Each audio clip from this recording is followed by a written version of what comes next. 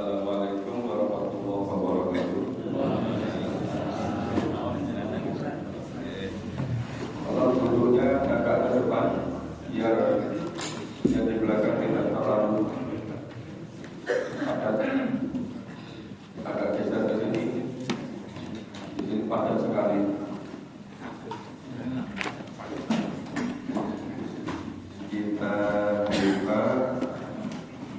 Kita masih pada juz 21 surat ke-30 surat Ar-Rum. Surat Ar-Rum surat ke-30. Kemarin tadi sama yang berapa ya? Oh 27, sekarang 28. Saking repotnya acara kemarin saya untuk sampai lupa ayat berapa. Surat ke-30 surat Ar-Rum mulai ayat 28. Ayat 28, 29 kita baca. Kemudian nanti kita pahami dulu. Sudah ketemu Ibu? A'udzu billahi minasyaitonir rajim. A'udzu billahi minasyaitonir rajim. Bismillahirrahmanirrahim. Bismillahirrahmanirrahim. Daraba lakum mathalan min anfusikum.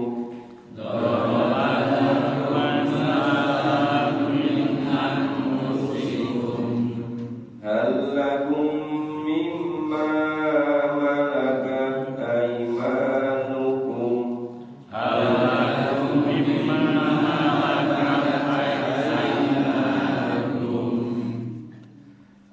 من شركاء فيما رزقناكم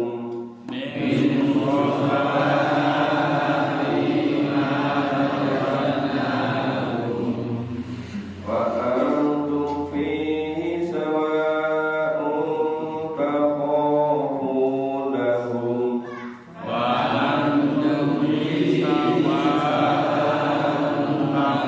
تخافونهم كخيفتكم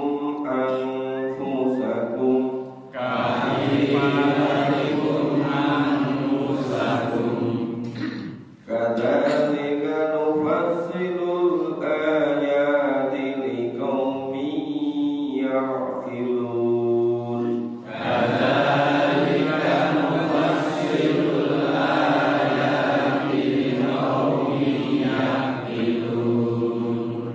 بل اتبع الذين ظلموا أهواءهم بغير علم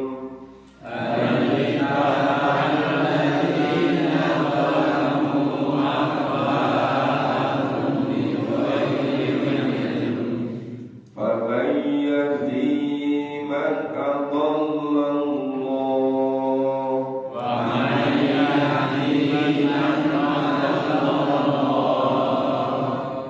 وما لهم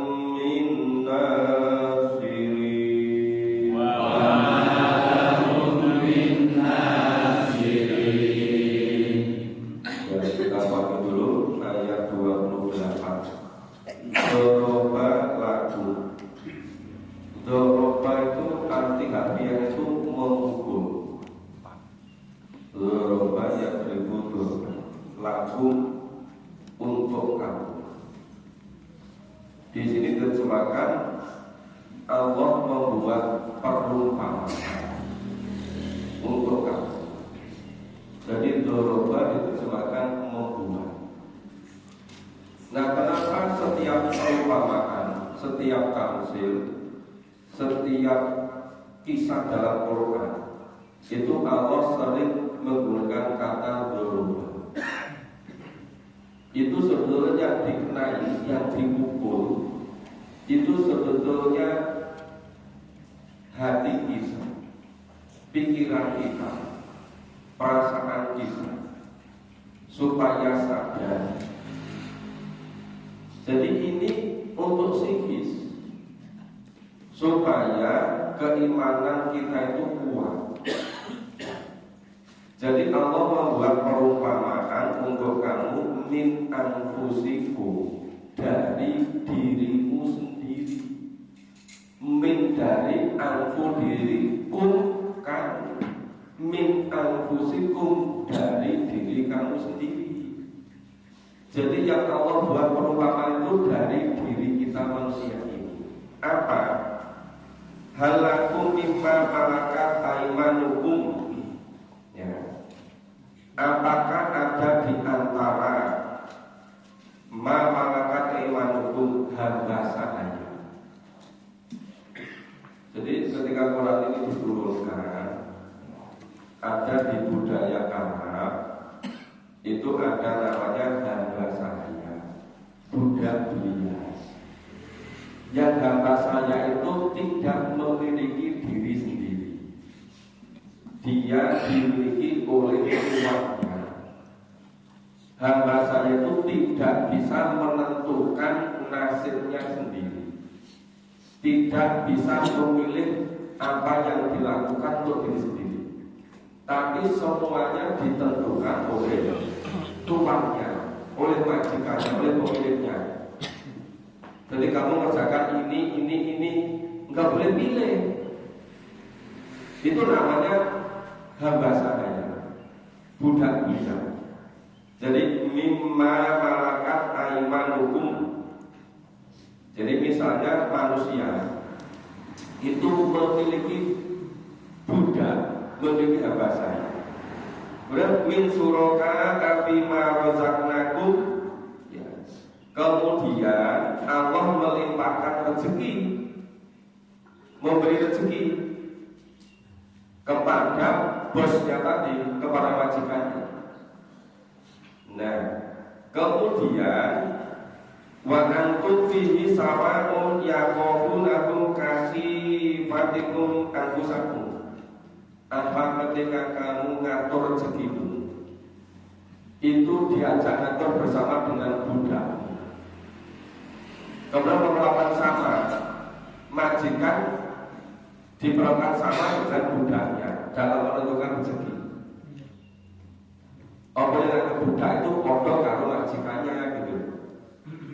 Jadi makanya suraka itu kan ibarat itu menjadi apa? Menjadi partner yang seimbang, yang sama-sama. Apa kalau kamu punya budak belia, terus kamu punya rezeki yang banyak, kamu ngatur rezekimu itu, Anda atur berdua dengan budakmu, dengan kamu perlakukan sama. Budakmu sebagai syarikatmu, jangan terbareng-bareng gitu. Terus kamu memperlakukan budak itu, dan takutnya kepada budak seperti takutnya kepada dirimu. Maka takobunahu kaki matikum akusakum. Jadi takut kepada budak yang bodoh ditakutkan kepada dirimu sendiri. Jadi memperlakukan budak persis seperti memperlakukan majikannya. Nah, kadzalika nufassilu ayati liqaumin yaqilun. Demikian itu ya perumpamaan ayat-ayat yang sangat jelas bagi orang-orang yang berakal. Itu kenapa pakai bakal dengan nufasilul ayati. Allah menggunakan kata fasol, masuk ke bahasa pasal-pasal, penjelasan-penjelasan.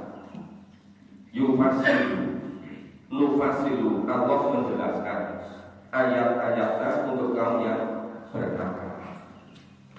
Sekarang coba Bapak Ibu masih ingat kan Allah berfirman, wa ma khalaqtul jinna wal insa illa liya'budun.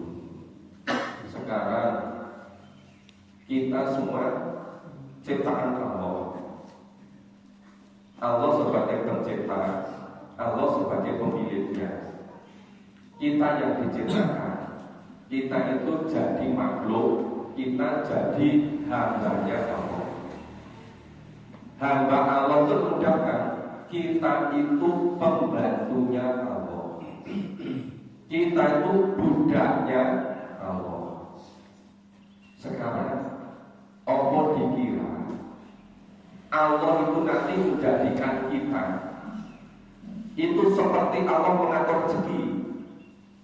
Jadi nganggap kita itu sama derajatnya dengan Allah, misalnya dengan Allah gitu dalam mengatur rezeki. Tidak bisa kan? Karena Allah itu yang menciptakan, kita yang menciptakan. Allah ini pemiliknya, kita yang dimiliki. Jadi seharusnya kalau kita itu hamba, kita itu tidak bisa menentukan diri sendiri, kecuali manut sama yang menentukan. Ya yang menentukan itu Allah, itu semua dalam pada Quran. Kita yang ditentukan. Nah kalau kita nggak mengikuti kemauan Allah, berarti kita tidak bisa jadi hamba Allah. Berarti gugur arti dewi-dewi.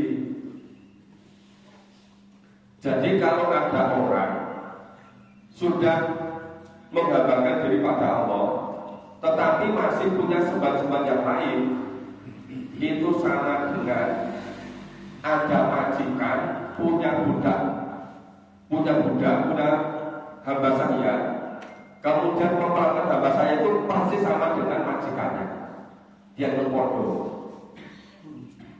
Nah itu punya masuk akal itu. Itu gambaran seperti Allah yang menciptakan kita jadi makhluk, kita jadi hamba, Allah jadi pemiliknya. Nah kalau kita makhluk ini punya sembah lain selain pada Allah, satu-satunya esa, misalkan yang lain, itu sama dengan kita memperlakukan Allah itu seperti memperlakukan budak sama dengan majikannya. Lucu gak? Ini gambaran demikian itu maksudnya. Ini kalau nggak betul-betul cermat baca, ini nggak dapat gitu. Coba dibaca sendiri, muter-muter nggak paham kan? Iya, saya perlu memahami seperti ini. Padahal maksudnya itu, ini ada majikan punya budak, terus kalau ada rezeki pada majikan, Allah majikan itu dalam ngatur rezeki itu melakukan sama dengan budak. Jadi budak itu bodoh kalau majikan. Terus uang bininya budak, ya bodoh kalau uang bininya majikan ini. Ya menurut itu ya bener. Ini gambaran ini uang dari hambanya Gusti Allah. Ini memperlakukan makhluk Allah dipersekutukan dengan Allah. Punya sembah selain Allah, punya sembah kepada selain Allah, pada makhluk.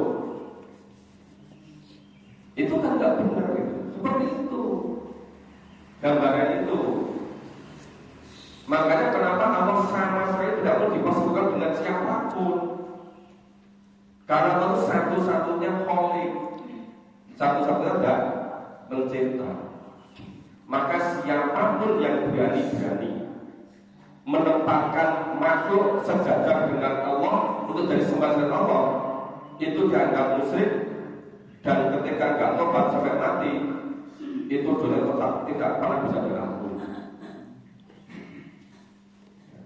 Karena memperlakukan makhluk seperti Khalik. Gambarannya kalau memperlakukan budak, kalau memperlakukan majikan. Omong kowe wedimu yang budak, kuwi padha karo wedine yang awakmu dhewe. Maka banyak ayat yang mengatakan seperti itu. Seperti surah An-Nisa 77 itu. Alam ta'amil ladzi kubu aydiyaku. Aku sholat itu zakat. Falama tu dalam kitab ila fariqum minhum yang saunan nasa kaposyatilai atau rasa kaposya. Ono sebagian uang sing wedine yang wong kuwi kaya wedine Gusti Allah.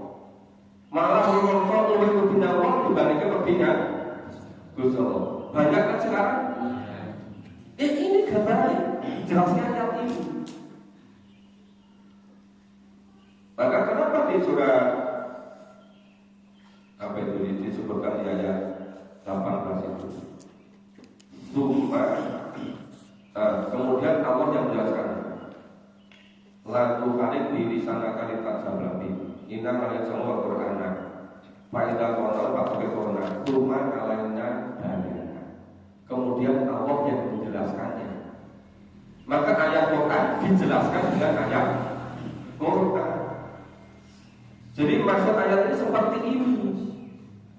Maka makanya kalau nggak cepat sulit sekali ayat 28. Jadi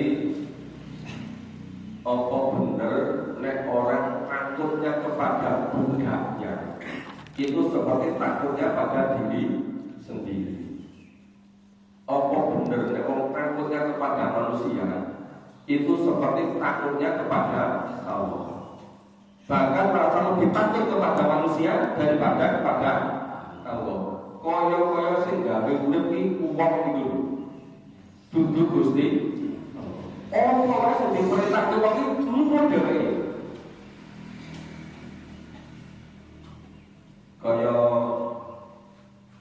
itu kalau sapi mau dituntun supaya mau ikut itu dicucuki dikasih rumput warna hijau, kemudian dikasih garam sedikit. Hidungnya nanti bau itu kan, rumput sama yang kasih garam begitu kan. Terus dia taruh depannya itu, ini ngikut terus ini, intil. Istilahnya apa kalau gitu? Nah ini gambar ini, loh. Masa uang minta segala dosa Allah kok malah lebih takut kepada manusia daripada kepada Allah. Ini biasanya sudah cucu ini apa?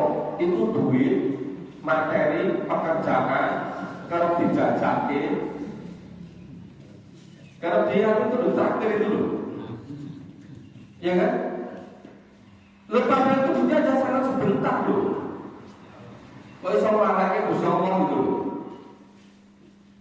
Banyak enggak yang begitu? Ini kalau kita dapat orang tahapannya ngerti loh. Bapak itu pernah orang nanya ini sebelum ketemu saya. Ya memang belum, pakai nggak mau makan di Quran kok. Ya kode baik. Ini kenapa pentingnya kita ketemu gitu loh? Oke. Assalamualaikum. Balik apa lagi nalamu awal-awal berpikir. Nah, uang kuwi mau bodoh dolim. Uang dolim kuwi mau sama mengerti hawa nafsunya tanpa ilmu. Iya kan? Orang-orang itu sama dolim. Dolim itu apa? Dolim itu menempatkan suatu bukan pada tempatnya. Kudune nek majikan itu pemiliknya, budak belian itu yang dimiliki. Kudune Allah itu pemiliknya, manusia seluruh makhluk itu cetakannya, itu jadi budak Gusti Allah. Ini kok menempatkan manusia atau apa saja diangkat derajatnya terus diminta pertolongan selain Allah. Ya kan? Itu dikatakan apa? Itu orang-orang yang dolim, yang mengikuti hawa nafsunya tanpa ilmu, mengikuti hawa nafsunya tanpa ilmu. Loh kudune orang Islam itu semua mestinya dari Quran dulu.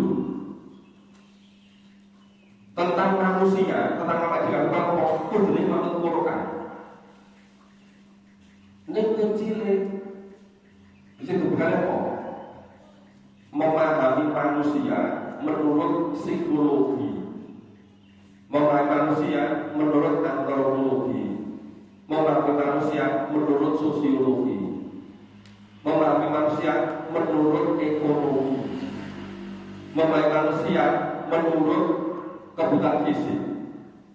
Padahal tadi sing jenenge kabeh bukan didasarkan kepada teologi Quran, ning didasarkan dari pendapatnya Adam Smith, dari Karl Marx,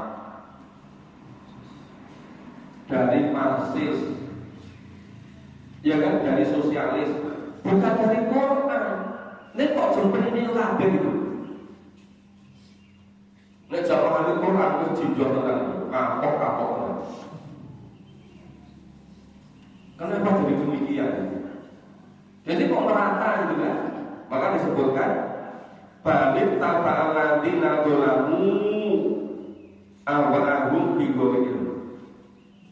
Wong-wong itu jadi wong sing bodoh mengikuti hawa nafsunya tanpa ilmu. Ya saya ini disebut sebagai ilmu pendidikan Islam, ilmu pendidikan agama Islam.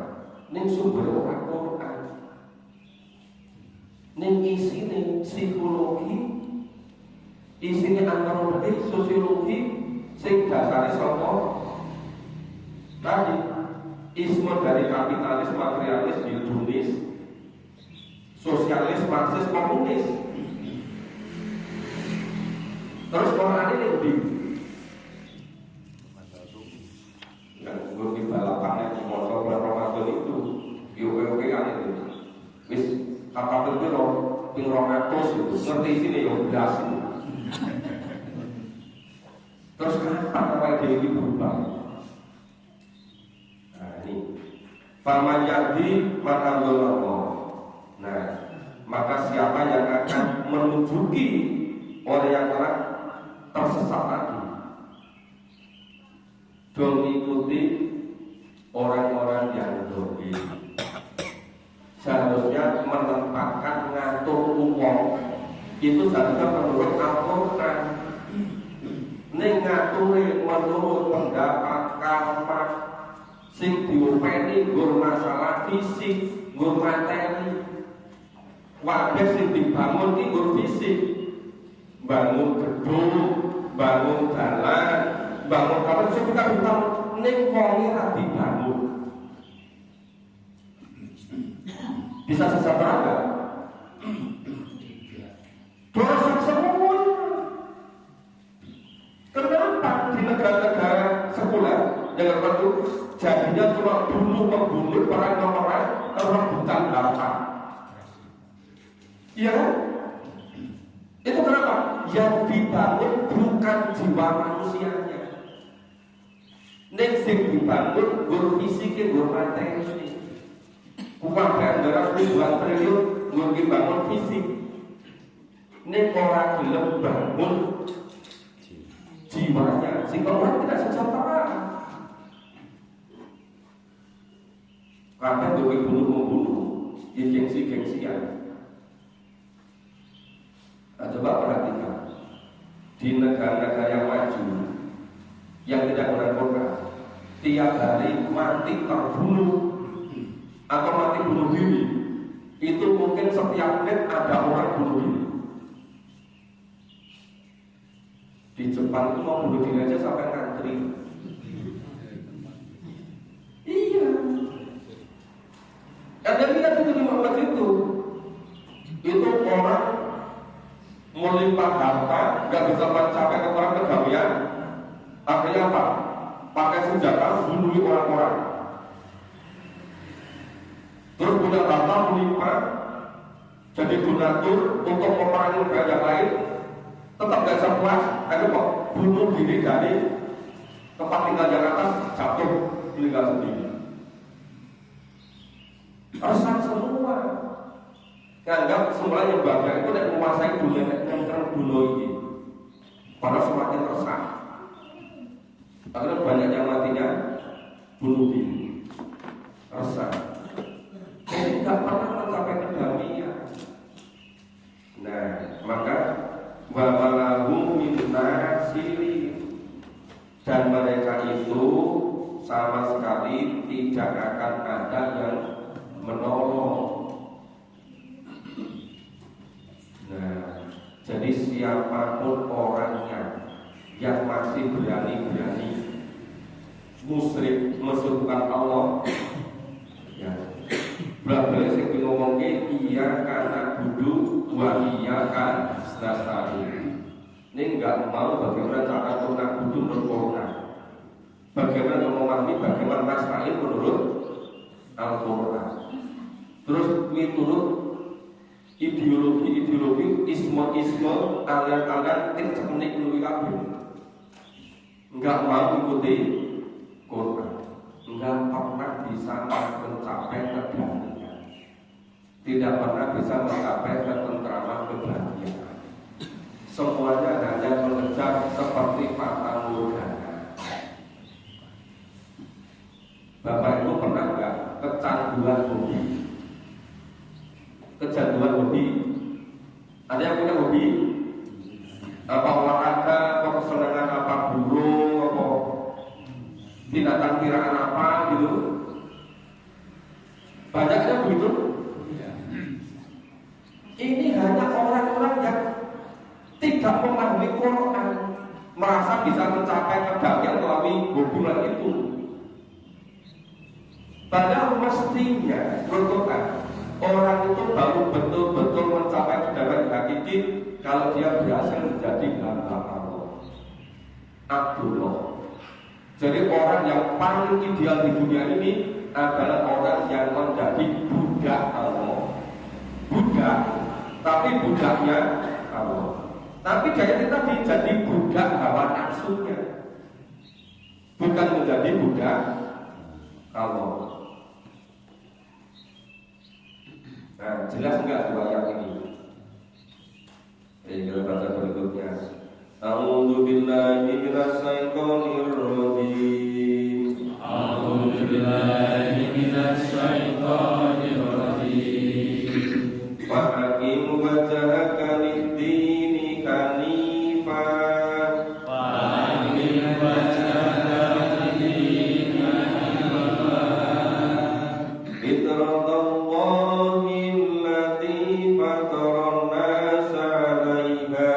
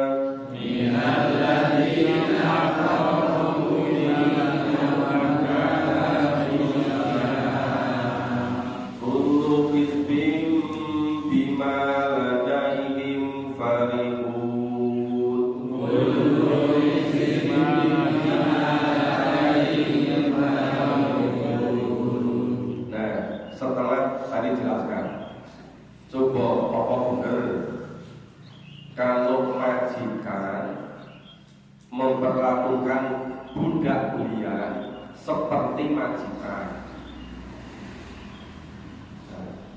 Terus rasa takutnya kepada budak belian seperti takutnya pada majikannya. Orang wong sing kuwi kejaba wong sing dolim. Wong dolim itu siapa? Orang yang mengikuti hawa nafsunya tanpa ilmu, tanpa tuntunan Allah.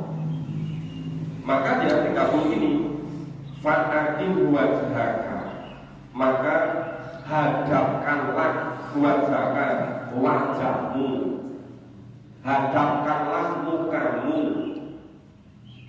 ojo duwe tujuan selain karena Allah. Jangan punya tujuan hidup selain karena Allah.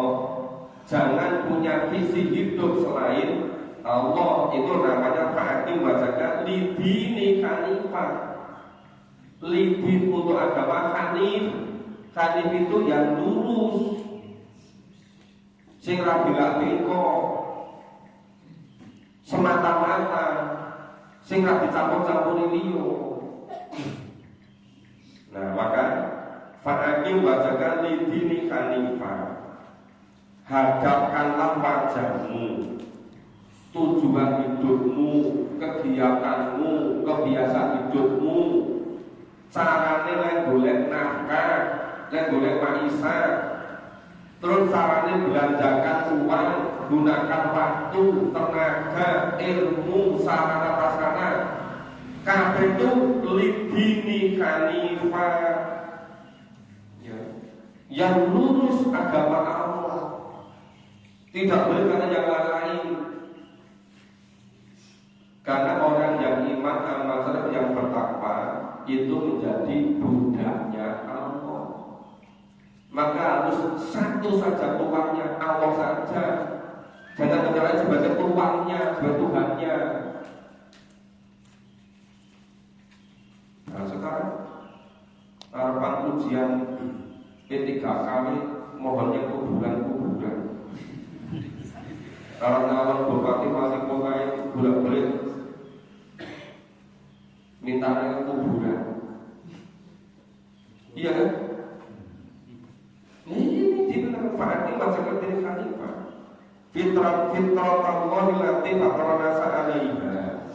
Jadi fitrah Allah itu Allah yang telah menciptakan manusia menurut fitrahnya. Fitrah manusia itu menjadi budaknya Allah. Setiap manusia kok mengingkari dalam kepada Allah, itu mengingkari fitrahnya. Maka orang sifat apapun pasti nanti kembali pada fitrahnya. Paling tidak itu berapa menit menjelang ajal, itu pasti menyadari kembali pada fitrahnya. Semuanya pakar bener aku pakar, semuanya benci ini pada pengajar ramu gitu kan. Mungkin ada orang ngaji itu sudah bersih ramu.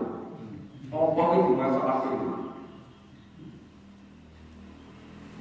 Itu nanti nek sesorbong terus gak mau ingat Allah, dipaksa ketika berapa menit menjelang ajal datang. Tapi semuanya sudah terlambat. Maka itu di sini sangat jelas, lantak dilali korkila, tidak ada perubahan pada fitrah Allah, pada fitrah Allah. Dzalika dinul qayyim, itulah agama yang lurus. Walakin aktsara nasi banyak lamu ning akeh-akeh wong ora ngerti. Wabit berlomba-lomba gengsi-gengsian, gengsi-gengsian, tinggi-tinggian membuat rumah, memperbagus pagarnya, bikin bagus gate-nya. Ini gate-nya itu sudah lebih bagus dari istana belum ya?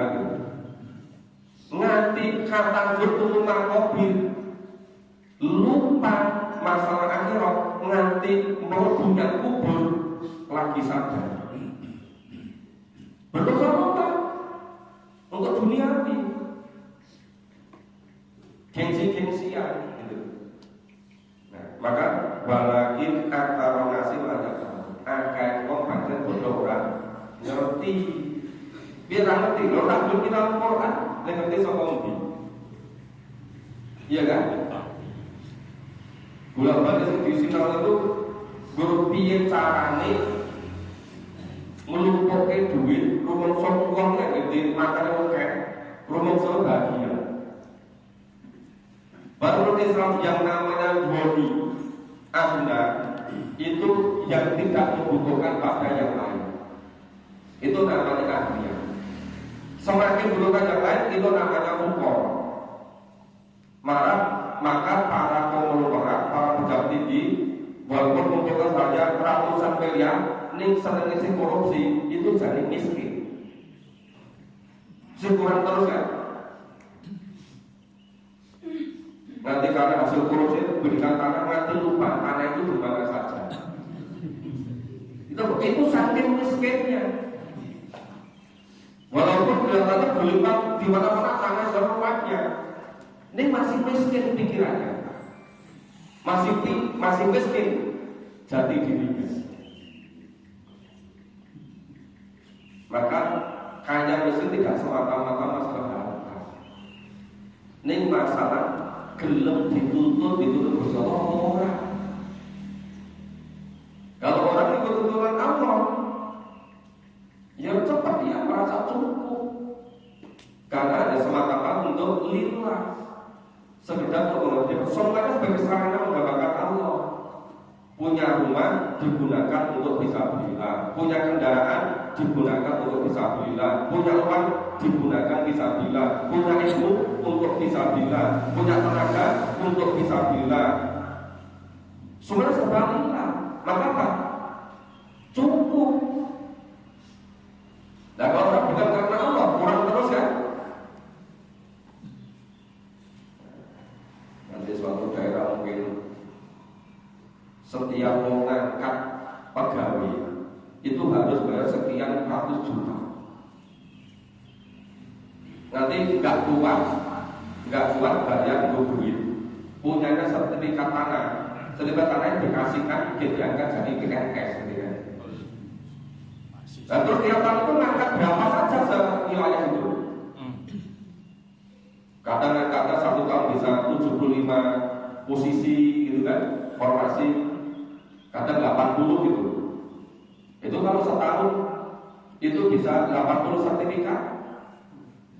Kalau 2 periode 10 tahun, nanti bingung saking pokai sertifikat. Ini masih miskin terus.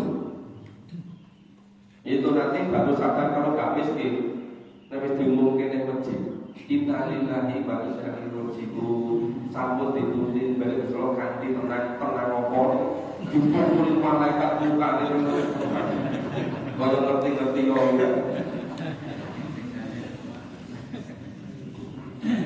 Muni bila ilaihi. Nah, muni bila itu gini. Muni bila ilaihi. Jadi berbuat salah terus tobat, buat salah lagi, tobat lagi. Menurut kok harus tobat menasukannya, ini ketagihan isi dosa lagi, tobat lagi. Itu diulang-ulang. Itu jenenge munibi. Ada lagi berbuat dosa ini sisan di barang-barang sisan itu. Kira-kira sisanya itu enggak dosa itu. Terus bertobat. Ini orang yakin kita itu batin itu ditompo ning Gusti Allah. Terus tobat meneh, orang yakin tobat meneh, tobatnya berkali-kali terus. Ingin rasa bertobat terus. Itu istilahnya muni bi ilahi. Jadi tobat bertanya kepada Allah. Itu bertobat kepada Allah. Wa taquhu dan bertakwalah kepada Allah. Wa aqimus shalah dirikan salat. Wa taqul lil musyrikin.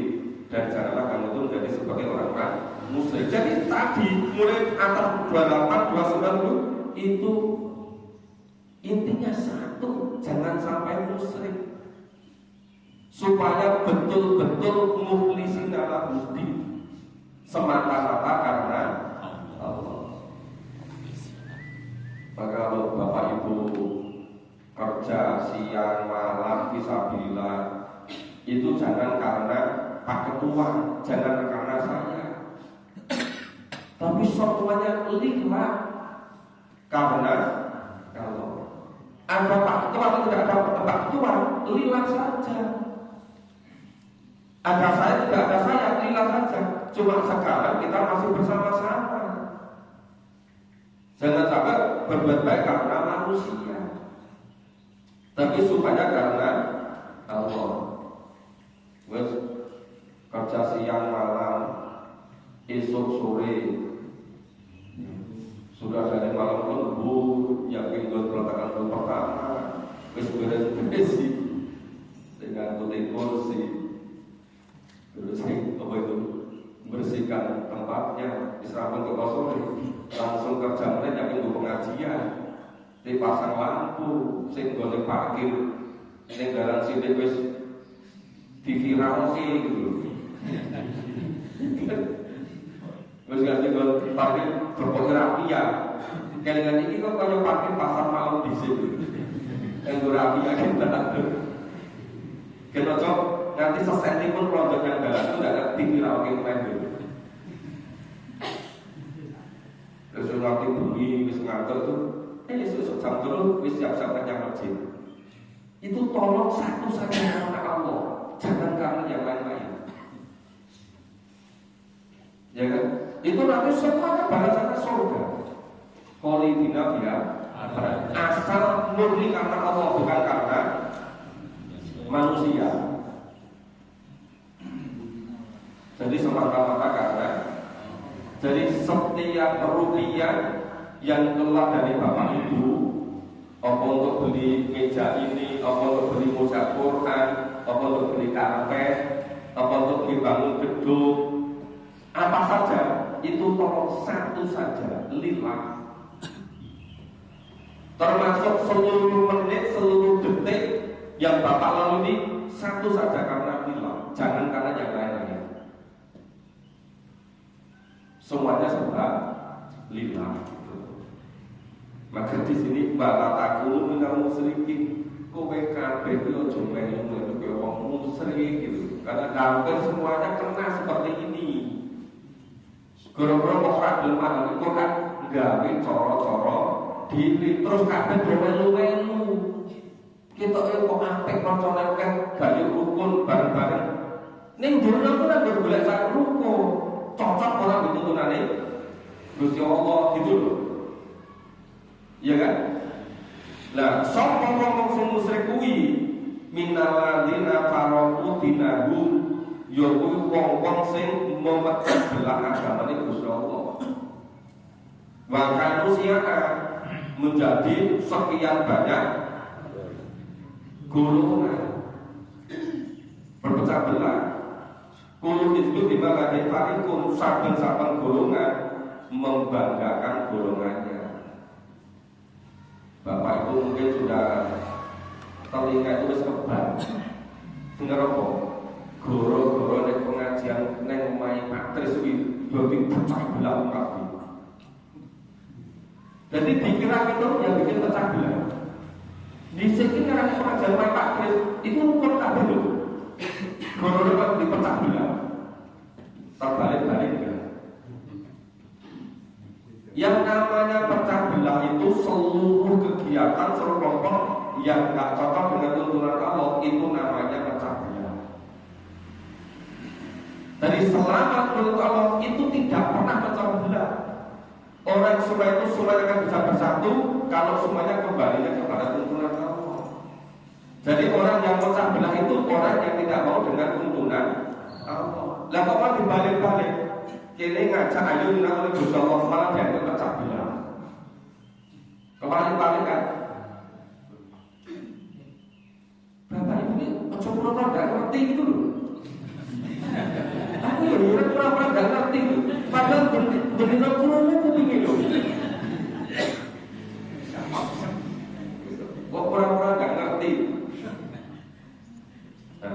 Jadi jangan mudah dibikin dibalik-balik itu.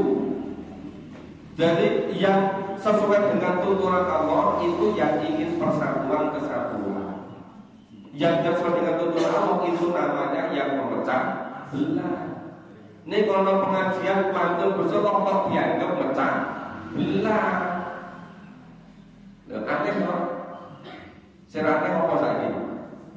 Kabeh jadi aneh kan? Goro-goro pengajian Besok nih masjid dulu jadi pecah belah. Muncul gitu nanti.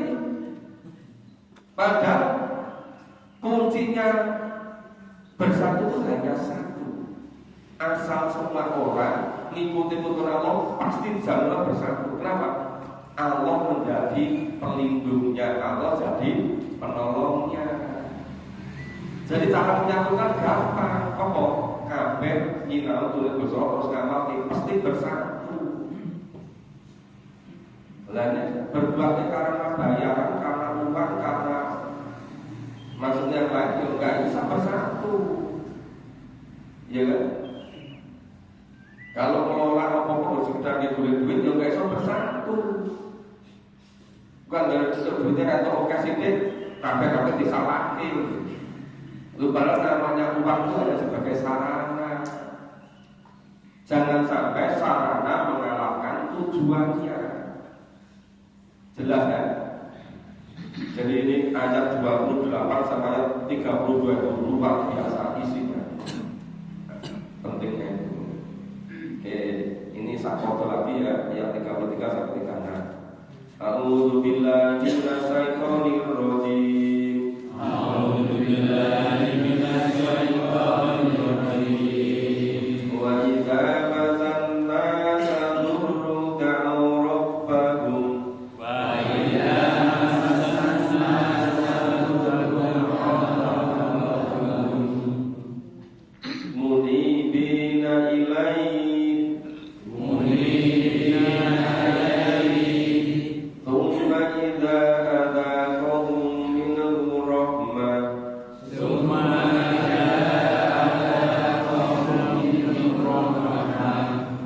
idza fariqum minhum bi rabbihim yusyrikun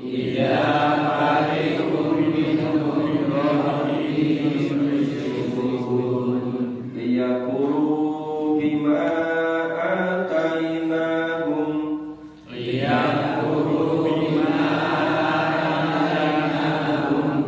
fatamatta'u fasawfa ta'lamun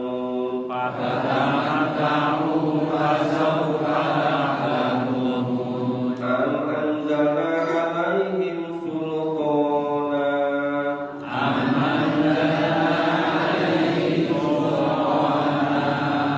fahuwa yatakallamu bima kanu bihi yusyrikun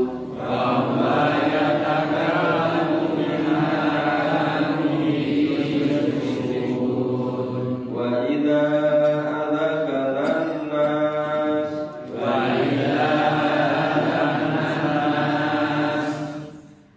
wa idza adzaqna an-nas rahmatan farihu biha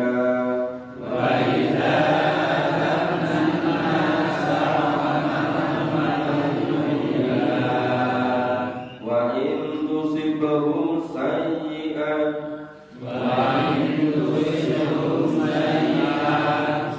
bima qaddamat aydihim idza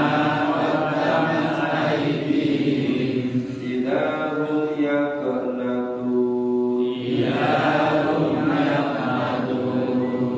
Ini 4 ayat ini isinya sangat padat, sangat penting. Karena sekarang sudah surut, ini mahamnya coba besok pagi saja. Daripada tidak bisa mendalam. Itu Bapak Ibu. Terima kasih. Semoga bermanfaat. Semoga Allah